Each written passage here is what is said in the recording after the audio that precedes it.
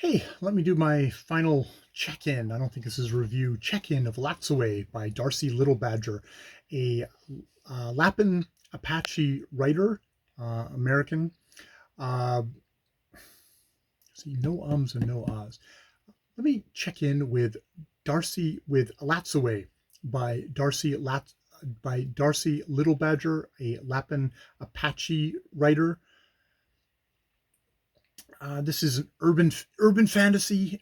Urban fantasy. There's the thing. It has illustrations throughout it. Apparently, in the hardback, I listened to it on audio.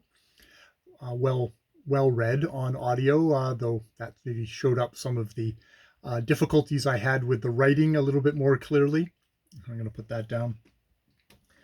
It. So yeah, this is me checking in with the end here on this I guess urban fantasy. It's a book where fantasy. It's a contemporary world, but there's fantasy, but there's also all the history of our world in this one. And when you're dealing with a indigenous writer and it's indigenous characters, you've definitely got the that history in there. There's a reference at a certain point to Roosevelt, Theodore Roosevelt, and how he said the only good Indian is a dead Indian, which is a fairly clear statement that even though this world contains magic, it also contains all the wonderful history and all the really shitty stuff that white settlers brought with them to the lands of the people here, including the Lapin, I think it's Lapin Apache people. So I mentioned it? I don't think I've mentioned it. I hit a certain point in the book where she said the main character Ellie Latsaway is invited to a wedding, and in kind of the usual kind of rather blunt style, rather digressive style, the woman inviting her says, "I know you are asexual. You identify as asexual, but if you could just not bring someone to the wedding that was going to piss off my parents, because I'm already marrying a vampire, which has pissed them off, so I don't need any more drama to the thing." And she's like, you know, just keep that in mind. And it was like, oh, because I've been reading this book and thinking it doesn't read like a young adult novel. It very much reads as like probably a middle grade novel. And a part of that is sort of the very clunky, digressive writing style of the book. But there's also a thing of that the 17-year-old protagonist and her friend Jay read very young. To me, they read as like 12 or 13, which I was thinking, well, okay, it's probably written for that age group. So you put the protagonist a little bit older, but you're not going to introduce maybe more mature themes into the book, because I mean, even at 12 or 13, I think there's the whole thing of puberty hitting and people being like, revved up that way. And that just wasn't an issue with these characters. And so I was reading it as very young. And while I've got other issues with sort of the issues with the writing of the book, this is a author who's always happy to have much more of a kind of a wordy explanation in the thing, and to use them $10 words versus those $5 or $4 words that people might use in just regular conversation. But there was just a thing of like, oh, there's a certain absence of sexuality in there. And I kind of hit that and went, oh, okay. Am I just bringing my assumptions as someone who is not asexual to characters who are asexual, or she is asexual? I don't think that's particularly been established one way or the other with her friend Jay, that I'm expecting a bunch of burgeoning sexuality, and when I don't get it, I'm assuming that these are immature characters who are more immature, which is an interesting thought. And it's one of those things that comes up in a book. I think the book has other issues going on with just the language of it that I mean, I was having a lot of trouble with it to begin with, to the point where I was thinking maybe I should just put this down. Maybe it's just written too young. It's written, there's almost kind of like a Scooby-Doo kind of sense to it, but everybody sounds like that. It's one thing that Ellie herself is. She's a geek. She is a very smart, geeky young woman in this book, which is fine. But it's the fact that the author has everybody else sort of sound the same way, which makes me think this isn't just a stylistic thing, but this is a limitations of this writer doesn't have enough registers to depict other people and their states.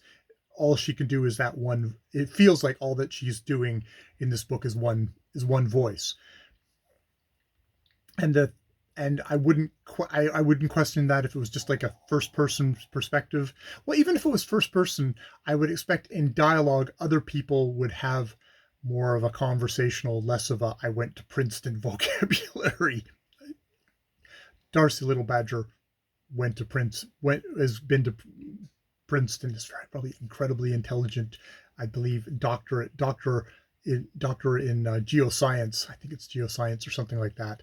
See, I'm too much of a dummy to actually remember. But everybody sounds like that, which makes me think it's more of a limitation of need to kind of dial some of that back. But as I read it, I started finding it more endearing. More, it's like, oh, that's cute, which is probably is kind of condescending. But you're either going to kind of embrace it as a positive, or you're just going to tear your hair out and dispense with it. Since this is my wrap up, yeah, they defeat the villain fairly handily. It's there is that sense of it's a middle grade book. Is there's not that much of a sense of danger that things are going to go badly. The biggest thing is what's going to happen to Kirby, the undead, the ghost dog, is the main thing. And not to spoil. Well, I can spoil everything I want. It's like that even is something that's like is easily reversed and is all fine and happy at the end. And super kudos for when there's another dog another dog, this one a live dog, gets it appears at the end of the book. It is a labradoodle, which thumbs up from this labradoodle owner. So yeah. But there's some interesting interactions here of there's it's an I feel like it's an author who really wants to let you know that they are well educated, which is doing it in a way that is I know a lot of things and I know a lot of big words, versus going I am so smart I can write elegantly and smoothly in a way that you don't even notice exactly how well I'm using the language. This is someone who knows the language but doesn't feel like it's got the chops yet, perhaps, to be a writer. They obviously are a writer. They've published multiple books, but sort of wielding language rather clumsily or ham-fistedly at this point. And is this a part of this? Is it's just a middle grade book? But I would expect even a middle. I think I want great writing at whatever level, and I think there's some middle grade books that are I think the finest examples of written English that we have, and that aren't doing it by having lots of dialogue and over explainy dialogue and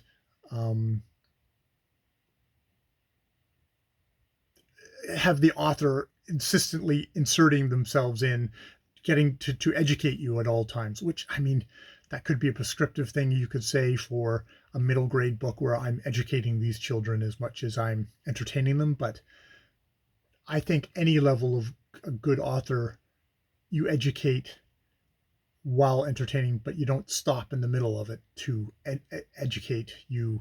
It just flows, and it wouldn't be that. It doesn't seem like it would be for a really great author. That wouldn't it wouldn't be either or. It would be both at the same time. Yeah. So I'm still thinking about the book. I'm definitely this isn't definitely is not the review. This is me just trying to work things out. So I'll probably sit on that and try and do the review tomorrow. So I'll leave it there for the moment. More videos later.